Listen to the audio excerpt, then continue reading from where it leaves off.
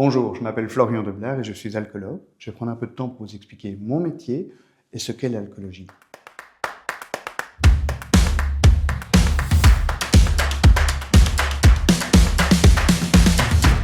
Quand on pense à l'alcool et à l'alcool problématique, on a plein d'images qui nous viennent à l'esprit et souvent des situations qui sont très stigmatisantes. En fait, on a une vision très noire de la personne qui est en souffrance alcool.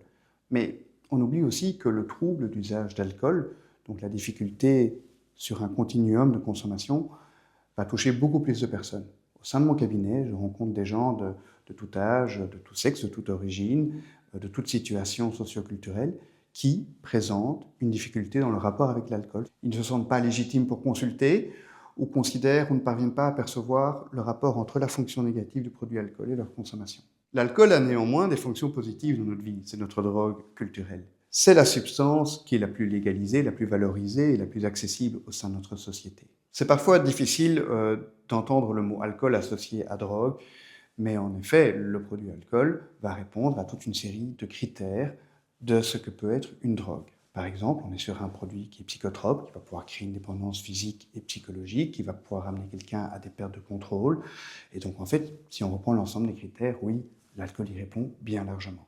C'est là qu'intervient l'alcoologue, qu'il soit médecin, psychologue, éducateur ou encore thérapeute.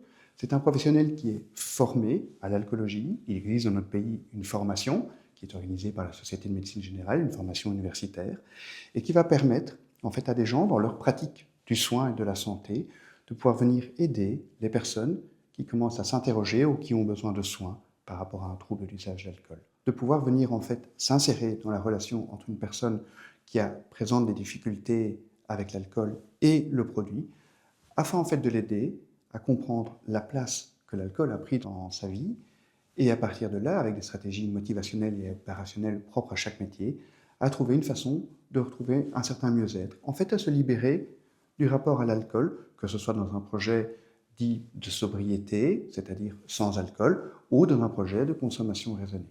Notre objectif n'est pas de dire aux gens d'arrêter de boire. Nous intervenons en fait au cœur de la relation entre une personne et le produit alcool, chacun avec ses spécificités, pour l'aider à retrouver un mieux-être et une certaine liberté.